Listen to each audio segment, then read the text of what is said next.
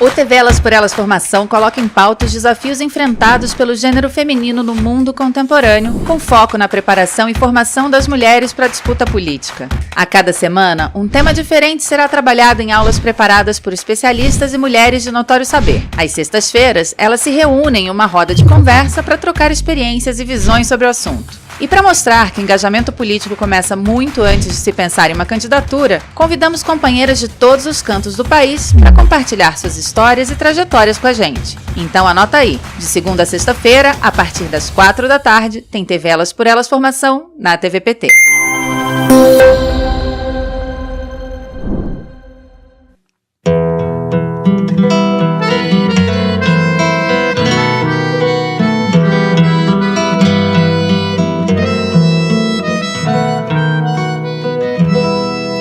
Um lugar que é bom pra mim é onde eu quiser estar. A estrela ainda brilha, ela é quem vai me guiar.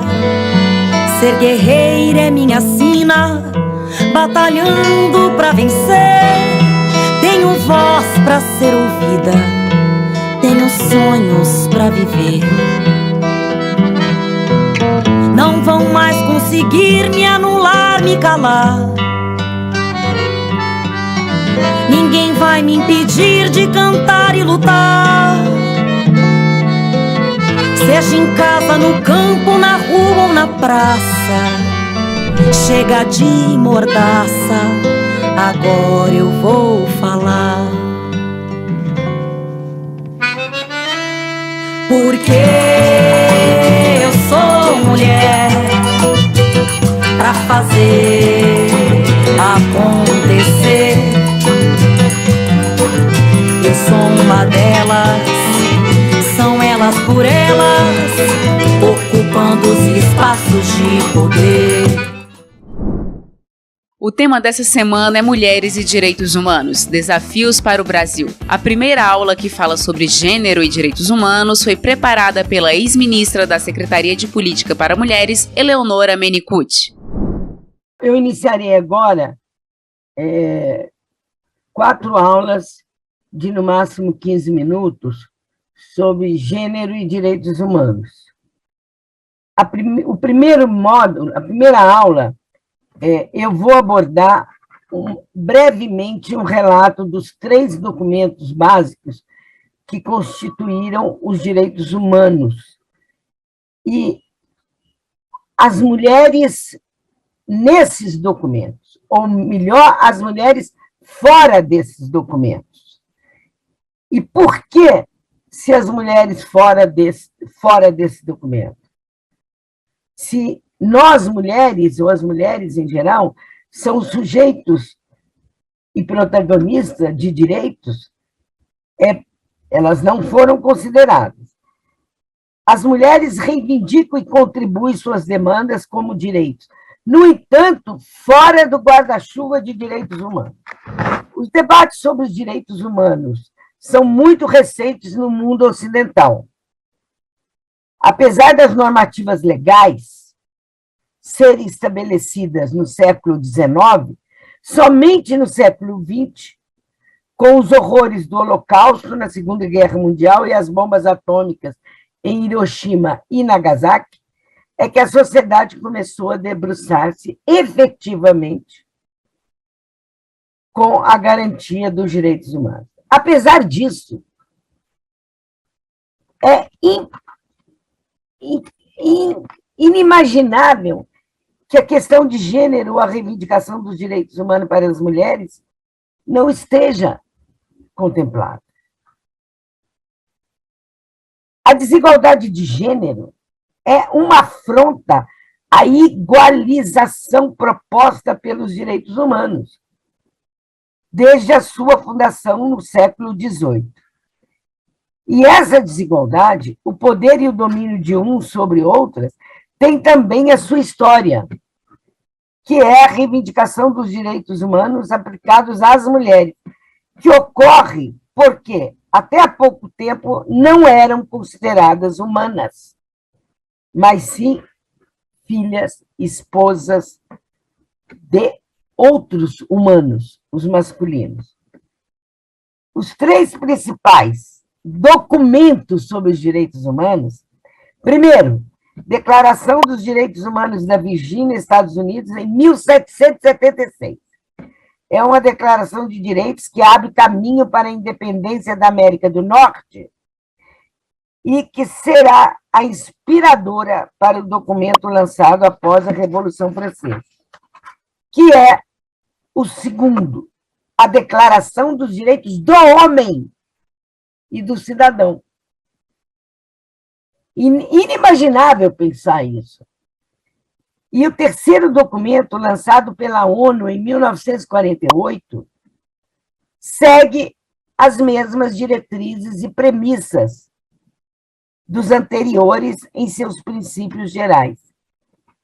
Mas é importante reforçar que todos os três silenciam sobre as mulheres. Se os dois primeiros falam em direitos do homem,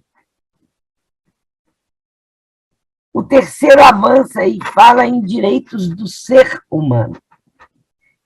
Gênero e direitos humanos têm se demonstrado um problema de difícil solução.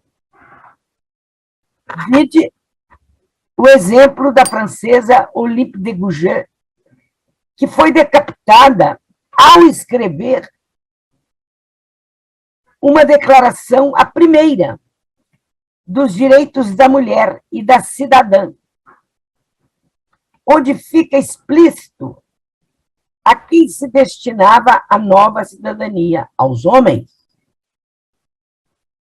O documento da ONU também teve um endereço social e político. Nasce após a tragédia do Holocausto. Os dados alarmantes e preocupantes da violência contra as mulheres colocam em suspeita todos os artigos igualitários das declarações que tratam de direitos humanos. Essas declarações, já dita e já mencionada por mim, elas são realmente uma afronta aos direitos das mulheres. E, veja bem, uma das prerrogativas fundamentais da liberdade e da igualdade é a autonomia. No século XVIII e ainda hoje, não se imagina que todas as pessoas sejam autônomas. Por quê? Porque, para isso, duas qualidades estavam implicadas: a capacidade de raciocinar e a independência de decidir por conta própria. No século XVIII, em especial as crianças, os loucos, os escravos, os criados, os sem propriedade e as mulheres não tinham independência para serem autônomos. Todos os relacionados podiam um dia tornar-se autônomos, crescendo ou comprando sua liberdade. Apenas as mulheres não tinham nenhuma dessas opções. Eram definidas como inerentemente dependentes de seus pais, maridos, pelos aparatos jurídicos. Quando se dizia que todos são iguais perante a lei, contestava-se um sistema de valores carregado de privilégios adquiridos pelo nascimento. E veja bem, a desigualdade entre homens e mulheres, já dizia Michel Perrault, é uma marca cultural que aparece em todo o Ocidente. E por que Olympe de Gouges foi decapitada?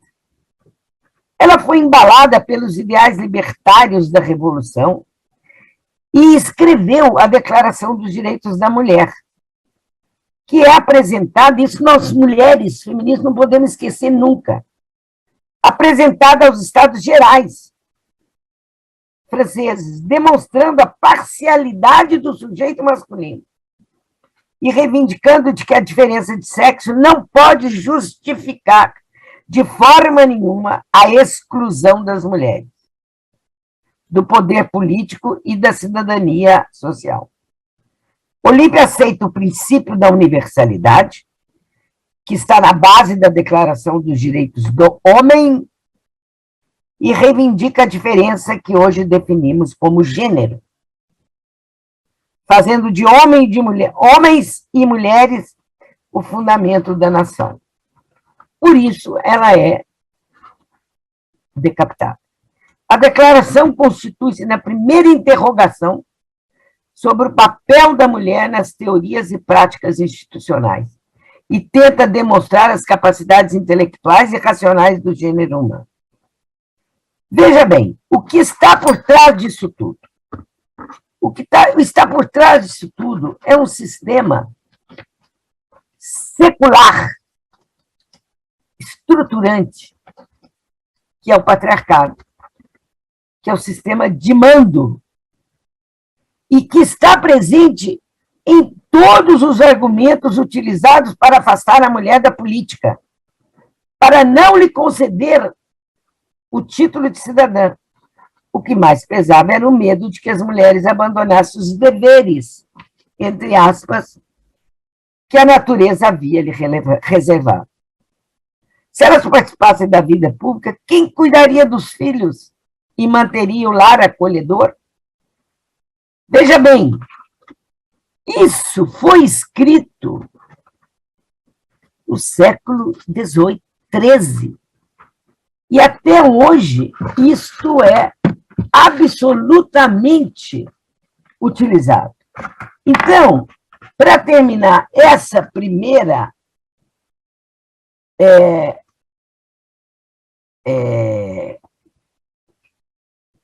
as primeiras questões sobre direitos humanos e gênero, eu quero falar de uma questão, a cidadania expandida. Cidadania expandida é a cidadania alargada. E é nesse aspecto que entramos nós, mulheres, com a reivindicação de que nós existimos como sujeitos de direitos, mas não estamos atreladas ao guarda-chuva dos direitos humanos. Os nossos direitos, que começaram a ser reivindicados no século XIX, provocam um conflito enorme. Porque nós vamos reivindicar, e aí eu encerro dentro de 2 minutos esse bloco de gênero e direitos humanos. Por que provoca esses grandes conflitos? Primeiro, porque coloca o direito a uma vida sem violência. Segundo, porque coloca a questão dos direitos reprodutivos e direitos sexuais como direitos que têm que ser decididos no espaço do privado por nós mulheres, não no espaço público. E o terceiro é para salário igual, trabalho igual, né, que é na questão da autonomia econômica. Então, tem 3 premissas para trabalho igual, salário igual.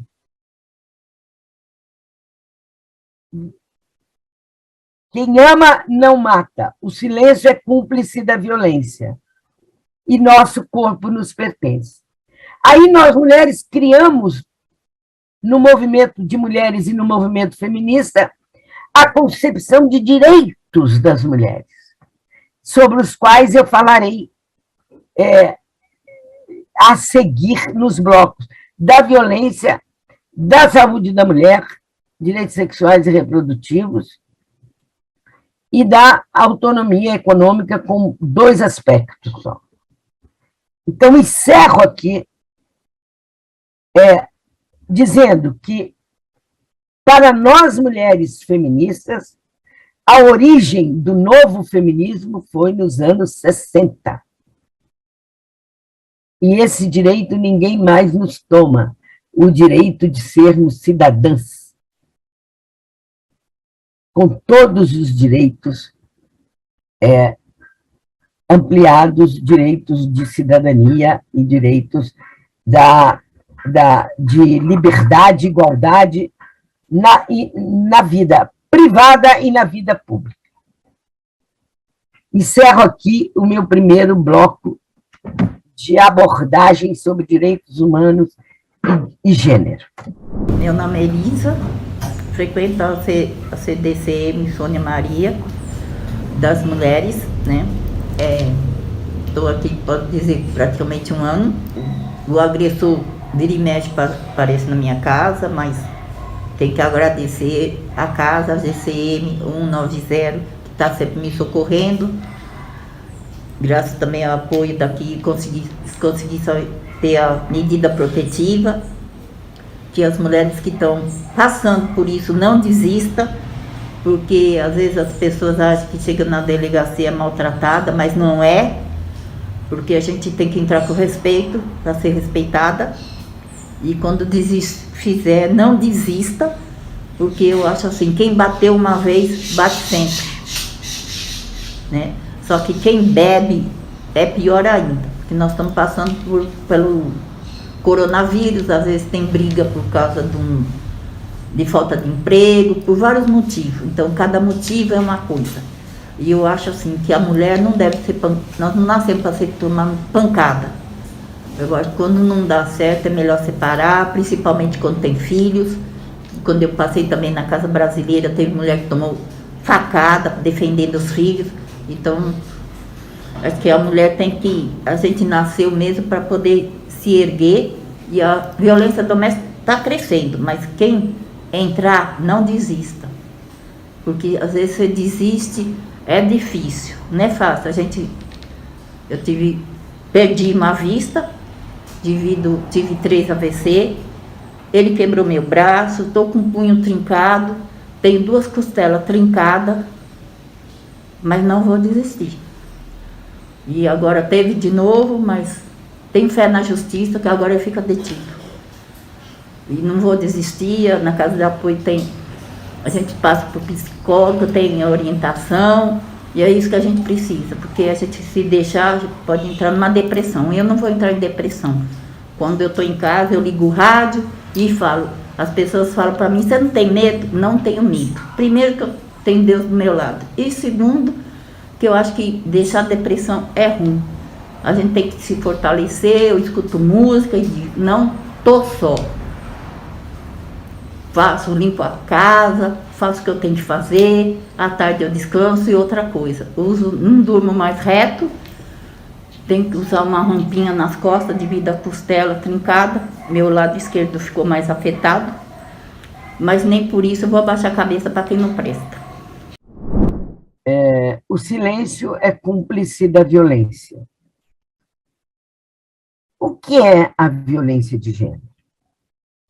Violência de gênero é a violência dos homens contra as mulheres, pelo simples fato de sermos mulheres. O que constrói, o que dá substrato a essa violência? É o sistema patriarcal, que é estruturante ao longo dos séculos, dos sistemas, até na monarquia, dos sistemas capitalistas, escravocratas, patriarcais, que sustenta a questão dessa relação de poder, porque é uma violência do homem contra a mulher, mas, ao incluirmos o conceito de gênero, que é a relação de poder entre os sexos, nós estamos falando em poder.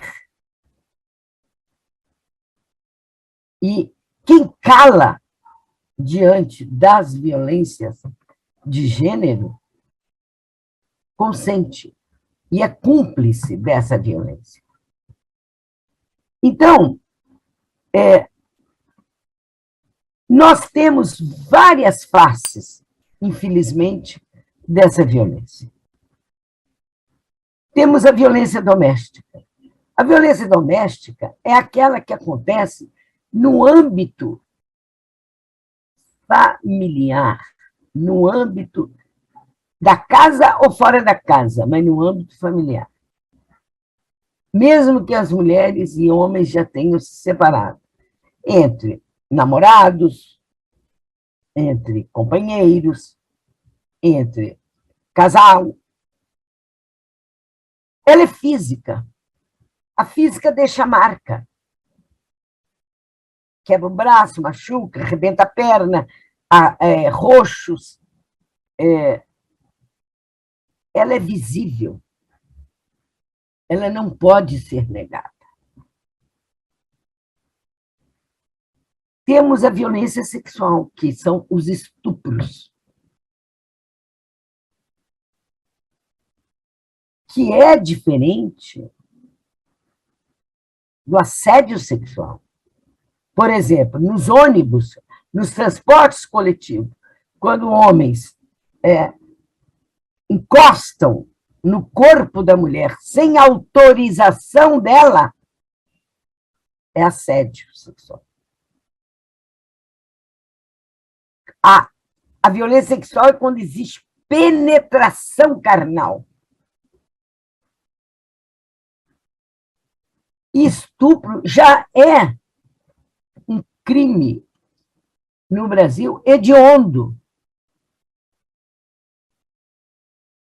E a pena vai de 3 anos a 12. E se for em menores de 14 anos ou mulheres incapazes, ela aumenta de 32% a pena. Temos a violência psicológica, aquela que ai, você é horrorosa, se você não fizer isso, eu te bato, eu te violento. A violência emocional, aquela que fica o dia inteiro desqualificando a mulher. A violência institucional é aquela que dá nos ambientes externos, no local político, nos partidos, no local de trabalho. E a patrimonial é quando toma da mulher os bens. E estes bens incluem cartão de crédito. E inclui também não permitir que a mulher trabalhe. E agora nós temos a violência política, aquela que acontece nos parlamentos, sejam eles federal, municipal, estadual ou municipal, ou aquelas que acontecem no âmbito de partidos, com ameaças. E vejam bem, nós temos leis já. Antes de falar das leis, eu quero falar a violência sexual, o estupro, que eu já disse, é hediondo, mas nós temos vários serviços, que eu vou enumerá-los depois. Agora, o fundamental é que as mulheres passaram a perder o medo de denúncia. De denunciar o agressor. E tem o assédio moral, é o que se dá no mundo do trabalho. Isso cabe denúncia também, e cabe punição. E temos aquela velha violência secular, que diz que se você não transar com o patrão, você será demitida. Veja, nós, nos nossos governos, desde o governo Lula e aqui da saudosa ministra Nilceia Freire, e no governo da presidenta Dilma, na minha titularidade, nós criamos, em 2006, junto com o Movimento de Mulheres, a Lei Maria da Penha. E a Lei Maria da Penha foi criada... Qual é rapidamente a história da Lei Maria da Penha?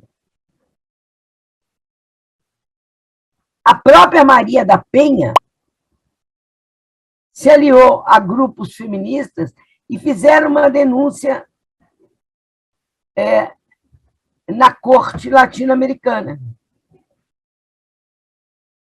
E a corte exigiu que o Brasil tivesse uma lei mais rigorosa contra a violência às mulheres. Porque a Lei 9.099, anterior à Lei Maria da Penha, era só distribuição de cesta básica. E agora não. A Lei Maria da Penha é uma lei que pune, que tem as medidas protetivas, que determina que o agressor se afaste das mulheres e que fique com o botão do pânico as mulheres, porque se ele se aproximar, ela aciona o botão do pânico e tudo mais. E aí ela está pedindo ajuda. Agora, nós temos a lei do feminicídio. O Brasil é o 16º país, sancionada, nesse caso, pela presidenta Dilma, em 2015, a sancionar a lei do feminicídio, que é a morte, o assassinato das mulheres pelo simples fato delas serem mulheres. E é assustador o aumento do feminicídio. O feminicídio é uma epidemia no Brasil. E eu costumo dizer que a violência contra as mulheres é a antessala do feminicídio. Então, essas leis, nós, nos nossos governos, nos governos do PT, nós avançamos muito, porque as ministras eram feministas, a equipe era uma equipe feminista. Nós avançamos muito nessas leis.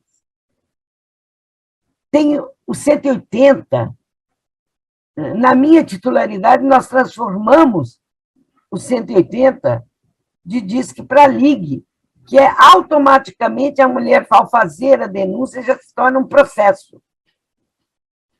Nós criamos os ônibus lilazes, atendendo uma reivindicação da Marcha das Margaridas de 2011, que é levar esse serviço para toda a população das florestas, das áreas periféricas. Temos 2 ônibus para cada estado. Eu entreguei. Tínhamos o barco da Caixa Econômica, que levava para as populações ribeirinhas. Nós fomos à Ilha do Marajó, esse serviço. Temos a Casa da Mulher Brasileira. Tínhamos o núcleo de fronteira seca para impedir que mulheres fossem traficadas nas fronteiras secas. E hoje o que temos? Nada. No orçamento de 2022, não tem nada previsto para as políticas de enfrentamento à violência contra as mulheres. Então, essa epidemia patriarcal, misógina, machista, ela é permanente. E ela aumentou assustadoramente agora na pandemia do coronavírus. Porque a pandemia obrigou as mulheres ficarem dentro de casa com seus agressores. Foi daí que nós optamos por nos agregarmos à política do Núcleo de Direitos Humanos do Ministério Público, que inventou o X vermelho na mão. A mulher, o Ministério Público fazia algumas tratativas com algumas drogarias, fez parceria, e a mulher chegava na drogaria e pedia um remédio, mas mostrava a mão. Ao mostrar a mão e o atendente ou a atendente visse o X vermelho, acionava a patrulha Maria da Penha. E a patrulha ia buscar as mulheres. Pois bem, hoje nós não temos nada disso. Os serviços estão escateados. Todos esses que eu elenquei. E é lamentável, porque quem mais morreu nessa pandemia de coronavírus? Mulheres, negras e pobres. E quem é o alvo principal deste fascista genocida que está no poder? Mulher. Então, a luta contra a violência às mulheres é uma luta absolutamente fundamental, de dia a dia. Os edifícios, as vizinhanças têm que estar atentas ao que acontece nas casas, para ouvir os gritos das mulheres, gritos de pedido de socorro, de pedido de apoio. E é verdade, sim, que em briga de marido e mulher, ou de homem com mulher, se mete, sim, a colher de pau. O Estado tem que meter a colher de pau, sim. E quando estivermos na rua, ou em qualquer lugar, que nos defrontarmos com uma agressão dessa, nós temos que intervir. Porque por isso que eu digo, silêncio é cúmplice da violência. Essa insígnia foi construída em 2000, muito antes, em 1980, pelo movimento feminista, que era quem ama não mata. E é isso. Eu trabalho, dou uma consultoria no CDCM, no bairro de Heliópolis, aqui em São Paulo, que atende mulheres vítimas de violência. Não pode falar em situação de violência, é vítimas de violência. O que aumentou durante a pandemia, e nesse pós-pandemia, vocês não têm ideia.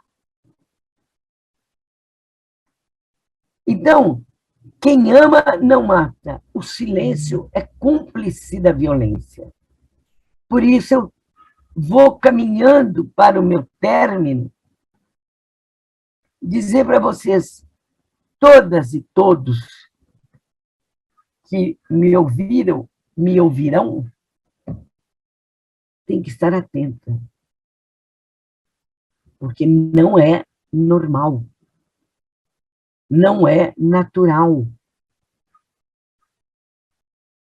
que mulheres percam a vida pelo simples fato de serem mulheres. Então, eu termino insistindo. O silêncio é cúmplice da violência. E teremos que remontar todas as nossas políticas para o enfrentamento à violência contra as mulheres. Na verdade, a gente está ainda com um processo de desconstrução muito grande, né? Porque as nossas mulheres, elas foram educadas para cuidar. Então, para a mulher ter um reconhecimento na profissão, ou ela ter uma posição, para conseguir trabalhar, para conseguir fazer, ela tem que administrar a vida doméstica, e muitas vezes o companheiro diz que ela tem que... aliás, ele diz não, ele fala, olha, isso, gente, eu vou demonstrar um pouco na prática, até pelos atendimentos que a gente tem nos CDCMs. Ela é permitida a trabalhar se ela der conta dos deveres de casa. Então, não, a resposta é assim, você pode trabalhar sim, desde que você continue dando conta dos deveres que você tem em casa. E muitas vezes nos atendimentos eu meio que converso com as mulheres e falo, quando a gente sai para trabalhar, a gente recebe pelaquela função, né? Existe um contrato de trabalho da qual a gente vai receber pelaquela função. E quando a gente vai exercer os deveres domésticos, a gente não recebe nada, porque não tem nenhum contrato. Então, quando o companheiro fala, olha, você tem o dever de olhar o seu filho, e não o nosso filho, que deveria ser a resposta assim, né? Nós temos que olhar o nosso filho, nós temos que dar educação, nós temos que levá-lo à escola. Não, ele fala, você tem o dever de olhar o seu filho. Você tem o dever de fazer comida. Quando eu chegar, a comida tem que estar pronta. Só que ela também trabalha. Então, e muitas vezes, é muito difícil fazer essa desconstrução com as mulheres, porque elas acreditam que tem um dever mesmo de fazer isso. E aí, quando eu falo com elas, aonde está escrito isso, né? Aonde vocês viram que está escrito que você tem esse dever doméstico de olhar o filho, levar o filho na escola, de fazer a comida, de lavar a roupa, de dar conta de tudo isso, além do seu trabalho. Porque o seu trabalho, você é remunerada, tem uma função e recebe por isso. E o trabalho do lar, você não recebe. Então, por que você tem esse dever? Né? Por que não dividir essas tarefas? Por que não fazer junto? Porque se vocês, quando escolher estar com o companheiro, vocês pensaram em ter uma relação, compartilhar essa relação, e não cada um fazer uma parte. Eu acho que a gente...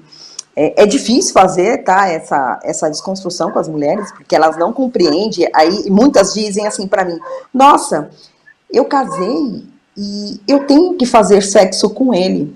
Aí eu pergunto para ela, onde que está escrito isso? Quando você casou lá no contrato do casamento, a certidão de casamento, está escrito em algum lugar que você tem que fazer sexo com o companheiro, que você é obrigada a fazer isso? Está escrito, onde vocês viram escrito isso?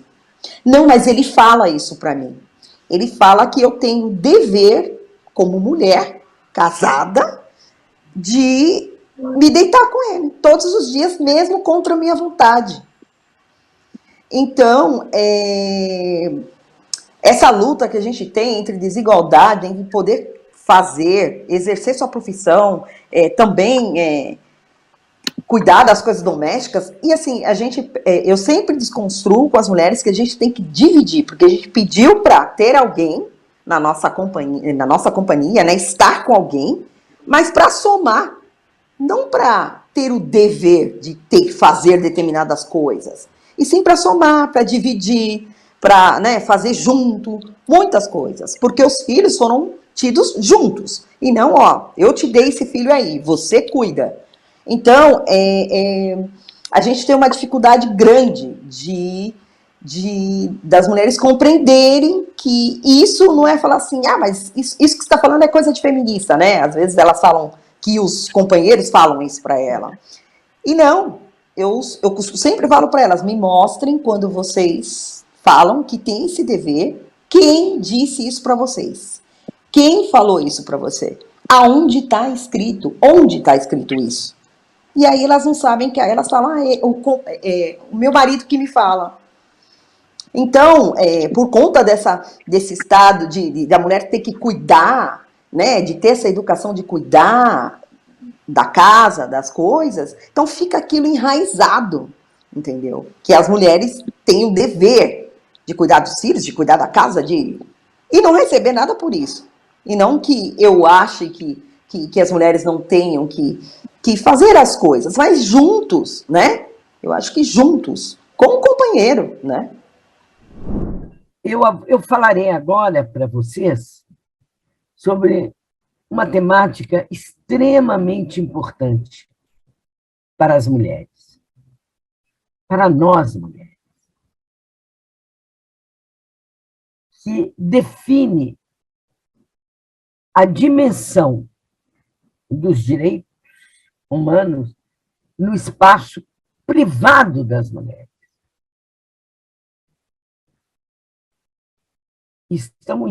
Estão implícitos aí a liberdade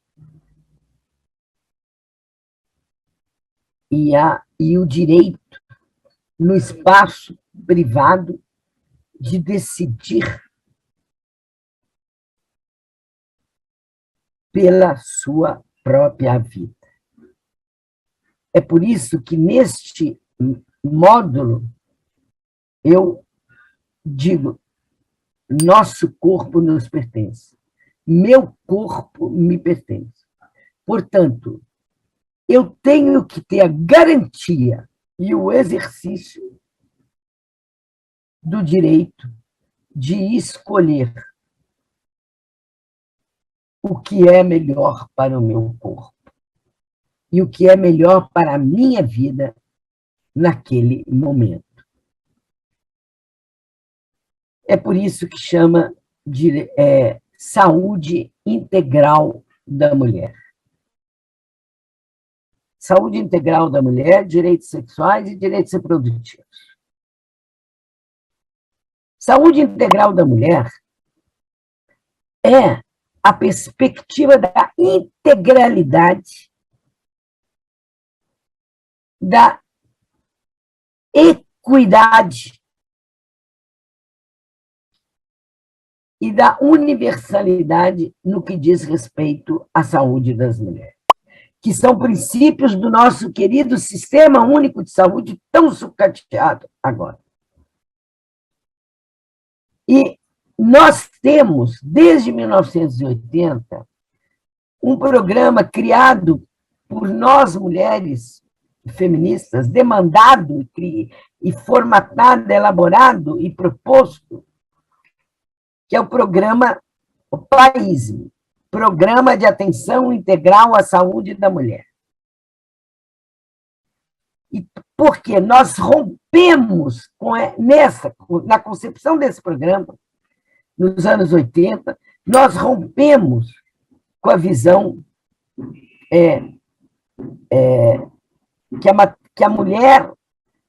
que a saúde da mulher era materno-infantilismo, infantilista, ou seja, a mulher só teria que ser cuidada na perspectiva da maternidade. O que nós dissemos que não. Quando eu digo nós, é um movimento de mulheres, é um movimento feminista. Nós dissemos que não. Nós queremos que a nossa saúde seja um direito, que cabe a nós escolhermos o que é melhor para nossa vida, nosso corpo, mas cabe ao Estado garantir esse exercício desse direito. Isso é saúde integral, que vai desde contracepção, parto, puerpério, climatério, menopausa, sexualidade, morte materna, saúde nos locais de trabalho. Porque, veja, quando o antigo paísmo, que hoje ele se tornou uma política, hoje é pinaísmo. O que é previsto nisso? Essas fases todas. Quando falamos em parto, puerpério, gestação, parto e puerpério, é o nascimento. O cuidado fundamental que tem que ter com a mulher nesse período. Mas quando nós falamos em sexualidade,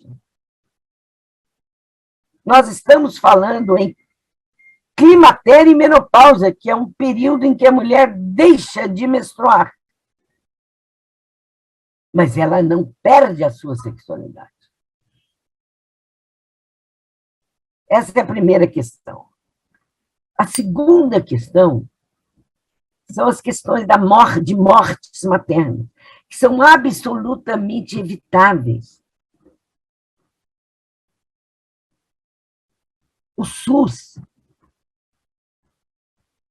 morte materna, é a quarta causa de morte das mulheres. É inimaginável pensar dessa forma, ou existir isso. E quando nós pensamos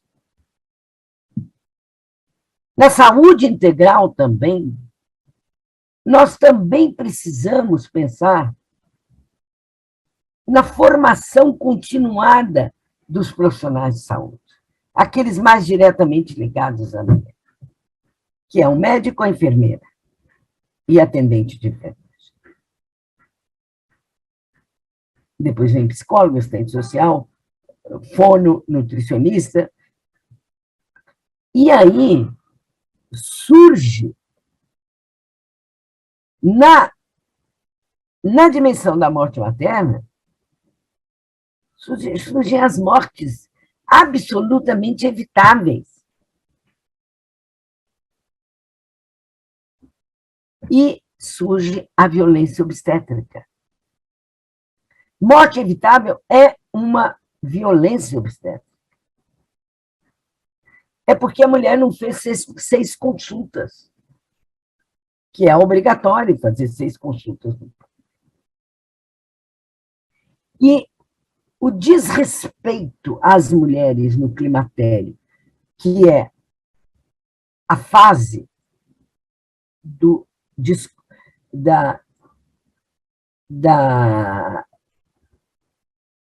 descontrole hormonal durante a menstruação, e 1 ano depois da última menstruação é que a mulher está na menopausa, ela, em momento nenhum, perde a sua sexualidade. Pode modificar o desejo sexual, mas ela não perde a sexualidade. Isso é fundamental na formação dos e das profissionais que lidam com as mulheres.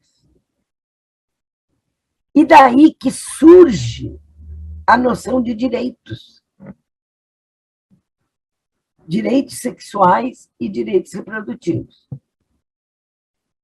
Direitos sexuais é o direito de ser aquilo que o seu corpo deseja ser.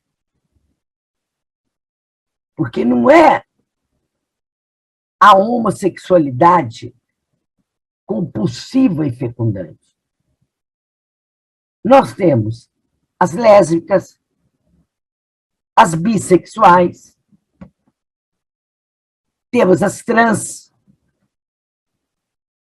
são as que mais morrem de ataques transfóbicos.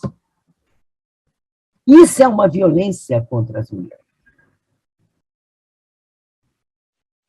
E na nossa legislação, nada se aprovou no Congresso, se aprovou tudo no Supremo Tribunal Federal. E aí, sim, quando você olha 2 garotas ou 2 garotos, mas nós estamos falando de mulher, andar de mão dada na rua, são agredidas. Os restaurantes se negam a atender. Isso é uma questão de direitos das mulheres. É essa nova concepção de direito que retira do público e passa para o privado, no espaço do corpo, no espaço da decisão, que é a discutida, hoje muito aceita, a orientação sexual.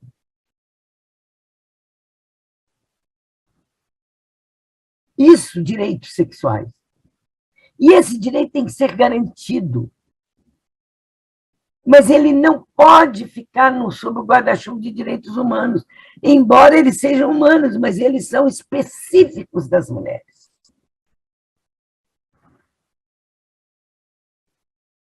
E é nesse sentido que nós temos que ter cada vez mais políticas públicas que garantam esses exercícios no SUS. Por exemplo, o nome social.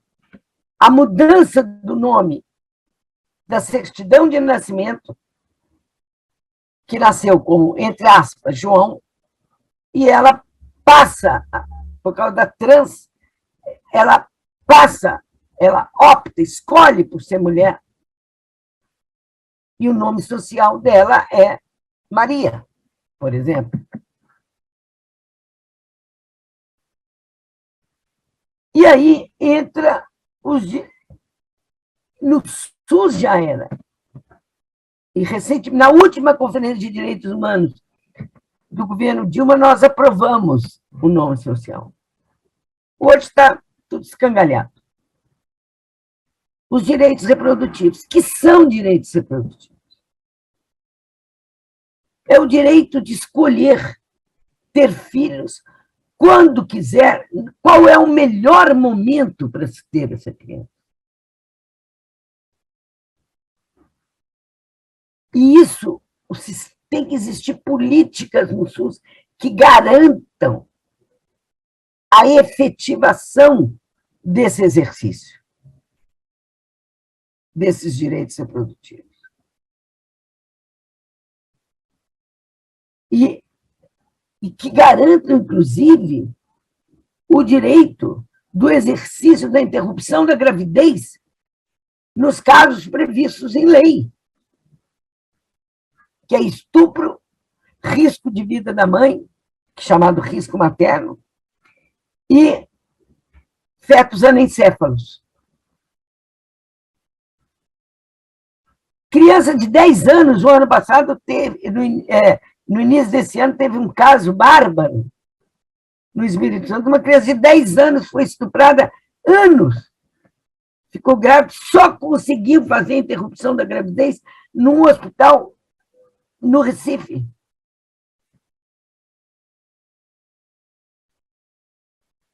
Então, olha como é grave o impacto de um governo fascista, fundamentalista, teocrático na vida das mulheres. Do jeito que eu quero escolher se eu tenho parto normal ou parto cesárea, eu tenho que ter a garantia do direito da interrupção da gravidez nesses casos que no Brasil é legal. Isso é inequívoco, mas não é respeitado. Você imagina se no Brasil fosse garantido o direito de interromper a gravidez indesejada voluntariamente até a 12ª semana da gravidez, por outros motivos. As mulheres seriam assassinadas.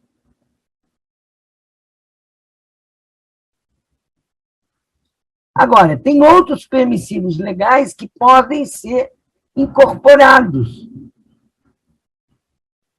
nessa ampliação dessa cidadania. Porque, no Brasil, esses direitos, que eu chamo de direitos sexuais e reprodutivos, e direito à saúde integral da mulher, eles são recentes. É o que nós chamamos da segunda onda do feminismo, que começa nos anos 60, mas nós estávamos em plena ditadura militar aqui. E até hoje nós estamos efetivamente na luta pela garantia desses exercícios, desses direitos sexuais e reprodutivos. Porque nosso corpo nos pertence. Nosso corpo não pertence ao Estado. O Estado tem que garantir o exercício livre dos nossos direitos. Então, falar nessa questão de meu corpo me pertence, nossos corpos nos pertencem, me emociona muito, porque diz respeito aos corpos das mulheres. Desde que nascem até que morrem. E nós temos que pensar que a população brasileira está envelhecendo. A curva epidemiológica é muito... As mulheres estão vivendo mais, homens e mulheres, mas, sem dúvida nenhuma, nós estamos aqui falando das mulheres. E, ao viver mais, elas exigem mais cuidados. Porque o envelhecimento exige cuidado. E ele está dentro da política de saúde integral da mulher. É um direito que garante a nossa vida, o exercício de uma vida saudável, de uma vida com garantias do cuidado. Não é só dos direitos sexuais e reprodutivos, incluindo direitos sexuais e reprodutivos na concepção maior de saúde integral da mulher. Acho que tudo que as meninas trouxeram, né, fala muito sobre as violências que a gente sofre dentro da saúde, mas é importante pontuar que não é só isso, né? Nós, enquanto população LGBT, mulheres LGBTs, sofremos a violência na saúde pública brasileira e também na privada, mas sofremos uma violência para além da LGBTfobia, né? As mulheres trans não gostam de ir aos médicos, não gostam de ir ao hospital, porque não tem seu gênero respeitado, as travestis não gostam de ir ao hospital público, porque não tem seu gênero respeitado. Nós temos as mulheres lésbicas e bissexuais que, ao ir cuidar da sua saúde íntima, normalmente enfrentam dificuldades, porque a ginecologia brasileira não está preparada para tratar sobre relações que não sejam heteronormativas, né? Você chega no médico ginecologista, ele quer saber como é que você está obtendo as suas relações sexuais. A primeira pergunta é se você corre risco de estar grávida, se você usa camisinha, qual foi a última vez que você teve um sexo com um homem. E as mulheres lésbicas e bissexuais se sentem extremamente ofendidas e com toda a razão nesse momento de não só ter que ir lá para buscar ter a sua saúde preservada, e sim ser, naquele momento, mais uma vítima desse sistema patriarcal que também está dentro das unidades de saúde, também está dentro do Sistema Único de Saúde do SUS no nosso país todo.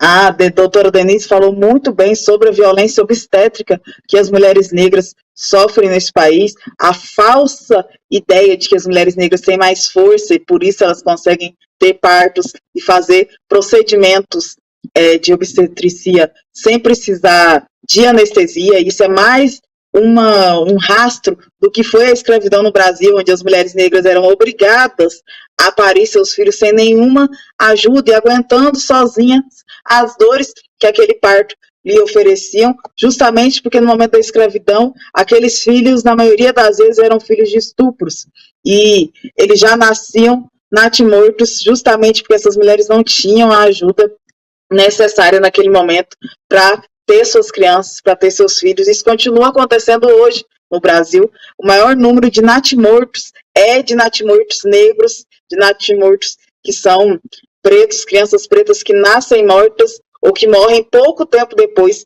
de nascerem, graças às violências obstétricas que as suas mães sofrem no momento do parto. Não só a humilhação, como a doutora Denise relatou muito bem, mais cortes, mais estupros, as mulheres sofrem, inclusive, com instrumentos deixados dentro delas, cesarianas que elas não queriam fazer, e, lógico, a pressão psicológica que acontece naquele momento sobre os corpos negros das mulheres que ali estão. E, para encerrar, não dava para não falar sobre a violência que nós sofremos dentro da saúde, no que tange a nossa saúde mental enquanto mulheres. Nós, que somos as maiores vítimas da depressão nesse país, e ao chegar no hospital público e nos privados também, quando a mulher chega, normalmente ela está histérica, normalmente é algum problema que ela deve estar tendo com o marido, eles logo vão tendo várias sugestões para falar que você não precisa fazer aquele tratamento de saúde psiquiátrica e psicológica, que um remedinho ajuda, um chá ajuda, muitas vezes, né, muitas mulheres são vítimas da humilhação, falando que isso é falta de sexo ou falta de um marido ou um homem que coloca aquela mulher no lugar. Então, para falar sobre as violências que as mulheres sofrem no sistema de saúde brasileiro, não podia ficar aqui uma tarde toda, que a gente não pautaria todas elas com certeza. Mas é importante também que a gente tenha elas no nosso radar, para entender que nós não conseguiremos ser livres também, se nossas cabeças não estiverem livres, para que a gente possa fazer luta e fazer aquilo que nós precisamos para estar vivas, né? Nós, enquanto movimento negro, costumamos sempre dizer que nos querem mortas ou loucas. Isso faz parte, sim, da opressão capitalista, da opressão patriarcal, racista e LGBTfóbica que o Brasil impõe às suas mulheres a todo tempo, principalmente as mulheres negras e as mulheres LGBTs. Eu agora vou trabalhar com vocês a questão da autonomia econômica. Baseado na insígnia para trabalho igual, salário igual.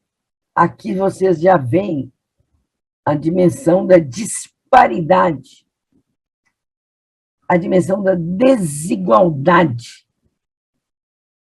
e a hierarquia de poder na questão salarial entre homens e mulheres, que desenvolvem muitas vezes o mesmo trabalho e ganham 30% a menos as mulheres. Eu vou me ater em 3 questões só, porque a companheira Marilane Teixeira já deu uma aula sobre autonomia econômica, com excelente propriedade. Eu vou me ater à PEC das trabalhadoras domésticas, sancionada no governo da presidenta Dilma, sob a minha titularidade na Secretaria de Políticas para as Mulheres, o trabalho de cuidado como política pública e o acesso. A PEC das trabalhadoras domésticas foi uma das leis que eu tenho maior orgulho, tanto quanto a Lei Maria da Penha e a Lei do Feminicídio. Ela foi sancionada em 2014, em março, pela presidenta Dilma. O que ela diz? Até então, as trabalhadoras domésticas tinham apenas 8 direitos dentro da, então, CLT. E o que nós fizemos? A PEC das trabalhadoras domésticas ampliou o fundo dela, a base dela, é a ampliação de todos os direitos vigentes na CLT para as trabalhadoras domésticas. Então, a partir desse momento, as trabalhadoras domésticas se tornaram sujeito de direitos.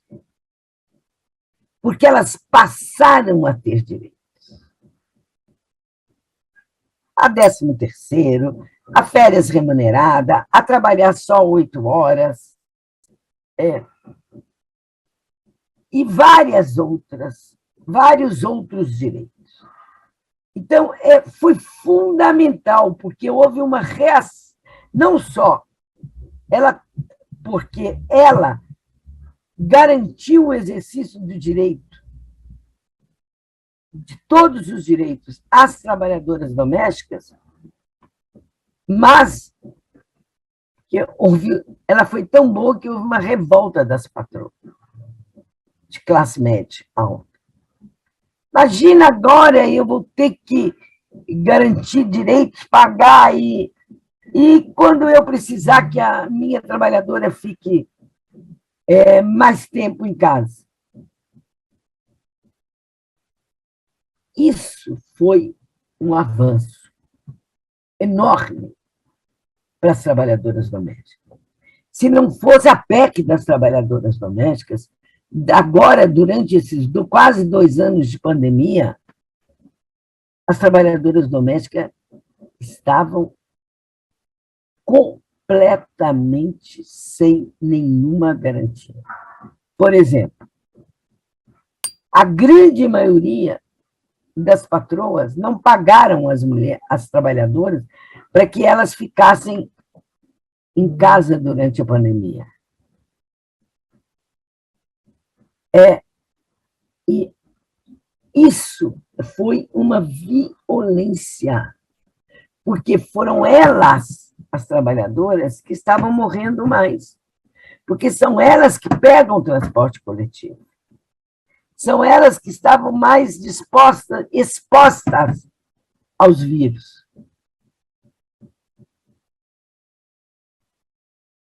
Então, a PEC das trabalhadoras domésticas foi realmente um avanço inominável na garantia dos direitos das trabalhadoras domésticas. Isso posto, eu quero falar do trabalho do cuidado. O trabalho do cuidado, cuidar. O cuidar exige uma relação. Quem cuida e quem é cuidado, ou quem é cuidado. Normalmente, secularmente, por todo esse sistema patriarcal e esse sistema da exclusão das mulheres das declarações dos direitos humanos, quem cuida são as mulheres. Elas cuidam das crianças, elas cuidam dos idosos, das idosas e cuidam dos doentes, sejam homens ou sejam mulheres. Mesmo que ela trabalhe fora, o cuidado é de responsabilidade dela. E também na pandemia isso ficou muito escancarado. E as crianças em casa, quando tem companheiro em casa, a mãe, a avó, a sogra em casa, e a mulher a cuidar e a trabalhar. E o trabalho de cuidado, na perspectiva de gênero, é um trabalho que tem que ser de responsabilidade do Estado, da sociedade e da família, não mais só das mulheres dentro do espaço familiar. Portanto, o trabalho de cuidados exige urgentemente uma política pública que legisle sobre a tarefa do cuidado. Porque o cuidar é um trabalho. É um trabalho que, quando nós falamos em trabalho de cuidado, nós pensamos só nas babás. Não é verdade.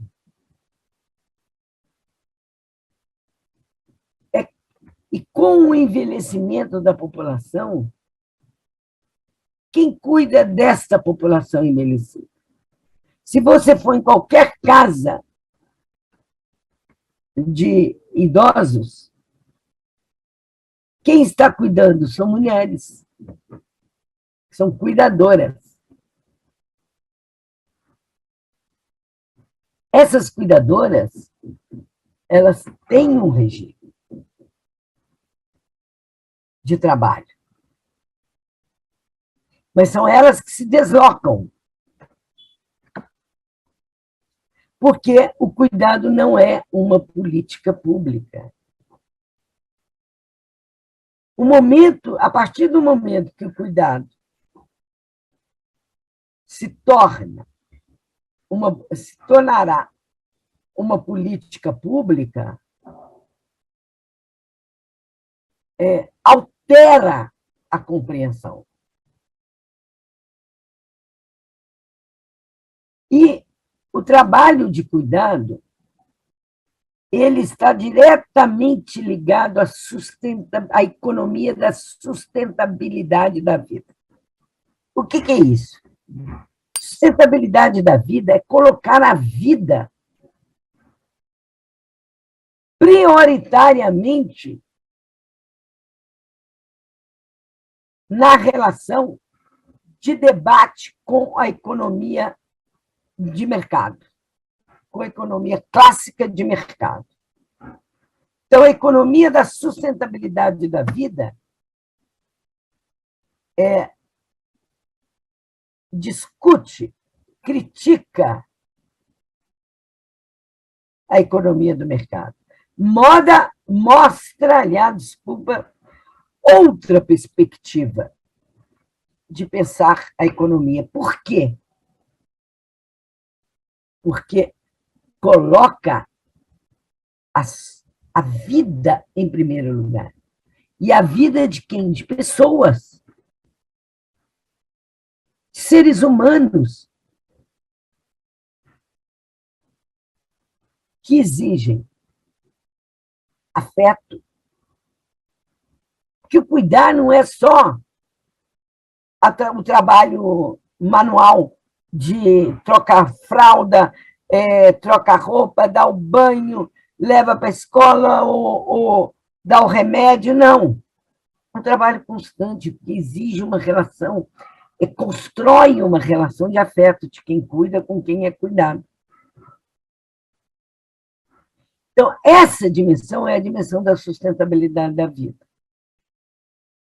E essa sustentabilidade da vida é o conceito feminista novo no embate à economia do lucro, da mercadoria. Agora, como é que eu pulo para o terceiro ponto, que é a questão do acesso? O que é acesso? As mulheres têm que ter acesso aos serviços públicos. O serviço público tem que abrir as portas, porque a perspectiva que está neoliberal é uma perspectiva cruel, é uma perspectiva de privatização, de terceirização. Eu terceirizo para uma OS, organização social, ou eu terceirizo para uma fundação. É que nem a Casa da Mulher Brasileira, de São Paulo. Ela é terceirizada para uma outra empresa. Não é a prefeitura que faz a gestão. Então, o cuidado exige esse acesso universal aos equipamentos, sobretudo aos equipamentos de saúde, mas aos equipamentos de lazer, aos equipamentos de trabalho, às escolas de educação fundamental. É fundamental isso. Então, essas três questões, me reportando e dialogando com a Marilane, que eu tenho certeza que ela abordou. Acesso. A PEC das trabalhadoras domésticas. E o trabalho de cuidado são políticas públicas. Hoje nós temos mais ou menos 7 milhões de trabalhadoras domésticas, sendo que apenas 40%, mais ou menos, em média, tem carteira assinada. Elas estão preferindo ser diaristas. Então, o trabalho de cuidado se encerra aí. E se encerre nessa perspectiva da sustentabilidade da vida. Como é que eu vou manter a vida de outra pessoa? Ou vou contribuir para a manutenção da vida de outra pessoa que exige cuidado, que me pede o cuidado? E eu pago alguém para cuidar dessa pessoa? E como é que essa pessoa não vai estabelecer uma relação de afeto de quem cuida com quem é cuidado? Isso é sustentabilidade da vida. É isso que é o novo na questão do cuidado, que dialoga, debatendo e questionando a economia do lucro, a mercadoria. Tudo tem um preço, tudo é precificado.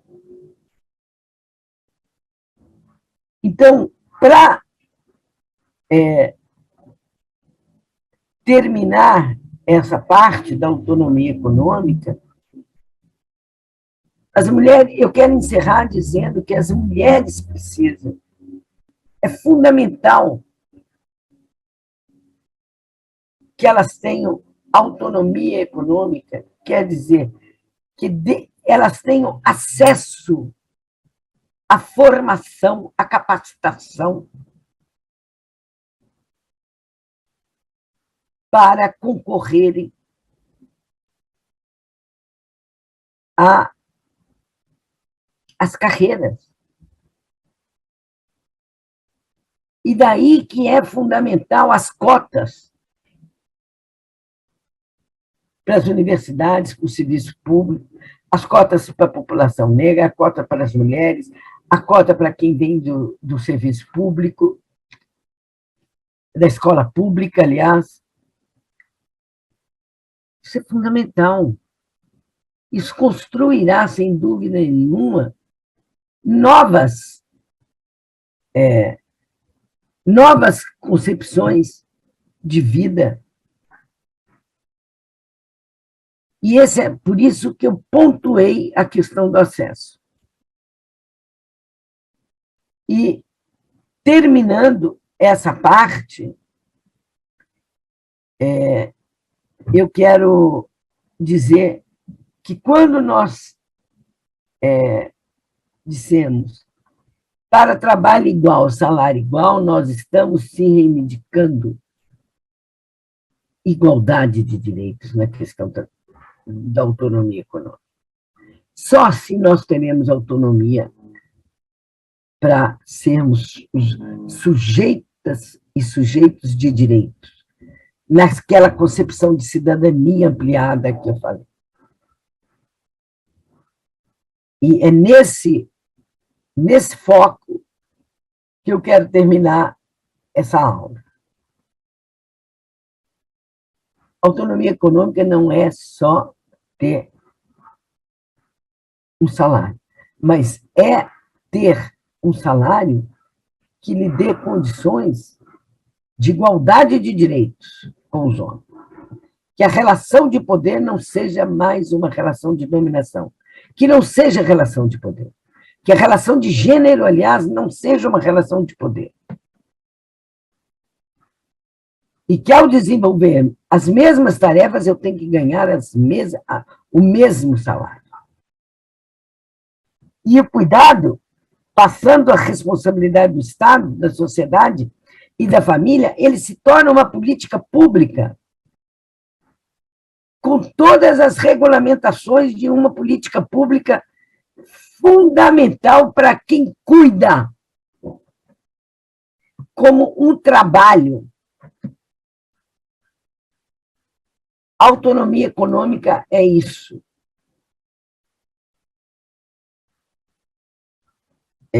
Não é autonomia. Quando se tem autonomia econômica, não existe o assédio moral no mundo do trabalho, não existe o assédio sexual, não existe a violência moral dentro do mundo do trabalho, nos diferentes mundos do trabalho. Por isso que essa aula de direitos, ela conecta desde o primeiro bloco até esse bloco agora, que é o bloco de autonomia econômica. Então, eu tenho certeza que vocês aproveitarão muito, eu espero, porque eu dei o melhor que eu pude em cada um desses aspectos, dessas dimensões dos direitos das mulheres. Muito obrigada. Uma das coisas muito importantes para que as mulheres possam ter autonomia pessoal, ter condições de desenvolver seus projetos de vida, poder atuar na vida pública, né, em todos os espaços, de uma maneira com igualdade, é que o trabalho cotidiano da vida, esse trabalho de sustentabilidade da vida, não seja visto na sociedade como uma tarefa prioritária das mulheres. É a tarefa do cuidado cotidiano com as crianças, com a educação das crianças, com o cuidado com os idosos, os enfermos, o dia a dia da alimentação, do cuidado com as pessoas. Todas nós precisamos de apoio de cuidado cotidiano. E a sociedade atribui isso como sendo uma tarefa feminina. E na medida em que isso é uma tarefa das mulheres, dessa forma tratada na sociedade, isso faz com que a gente tenha uma dificuldade muito maior de inserção no mundo público, de poder trabalhar, poder desenvolver trabalhos e carreiras, ou poder ter acesso à cultura, ter acesso à educação, participar da política. Então, na medida em que nós precisamos construir essa autonomia, é preciso ter uma mudança não só desse padrão de desenvolvimento na sociedade, que é um padrão que se apoia, de certa forma, ele diz que se apoia nas famílias, mas se apoia nas mulheres dentro da família, no trabalho não pago das mulheres. Por isso, nós precisamos investir muito em políticas coletivas, em política de creche, educação infantil, de educação em horário integral, redução da jornada de trabalho, porque para garantir também a sustentabilidade da vida, nós precisamos de muitas coisas além daquela jornada de trabalho no local de trabalho. Para essa sustentabilidade é possível reduzir a jornada, é possível pensar em políticas também de sustentação econômica, como você mencionou, Maia. A sociedade tem que dividir a riqueza. Tem que dividir a riqueza, as pessoas precisam de uma renda cotidiana mínima, e essa desigualdade econômica, ela se impõe de uma maneira muito forte sobre a população negra, sobre as mulheres, né? Porque ela se cruza com a desigualdade de classe de uma maneira muito brutal e com a desigualdade de raça. Então, se nós não tivermos renda, legislação e políticas sociais, nós dificilmente teremos condição de superar isso. E como você mencionou inicialmente, eu acho que é muito importante também que nisso a gente tenha um foco muito grande na atuação sindical. A presença das mulheres no mundo sindical, lutando para que os sindicatos também sejam porta-voz e instrumento dessa mudança social global. Porque é muito importante que nós que já estamos no movimento de mulheres, a gente também tenha essa luta como um eixo do movimento de quem se organiza em torno da igualdade no trabalho. E eu termino dizendo, para nós essa luta agora, ela é muito forte, porque os últimos 5 anos, desde 2015, o que a gente viu no Brasil foi destruição dos direitos do trabalho. Foi redução de direito previdenciário, destruição dos direitos do trabalho. Então, nós precisamos não apenas resistir, mas também recuperar uma parte desses direitos perdidos, que eu tenho esperança, porque nós precisamos ter esperança para ter força para lutar, né, que nós vamos conseguir reorganizar a população e reconquistar uma parte desses direitos e avançar mais. Porque a gente ganhou coisas, mas é verdade que ainda falta muito para conseguir uma autonomia real para as mulheres. Obrigada. O TV Elas por Elas Formação de hoje fica por aqui. Na próxima semana, as professoras convidadas discutirão como planejar políticas públicas para transformar cidades em um local seguro para as mulheres. Você encontra todos os nossos programas na playlist TV Elas por Elas Formação no canal da TV PT no YouTube e em formato de podcast no Spotify.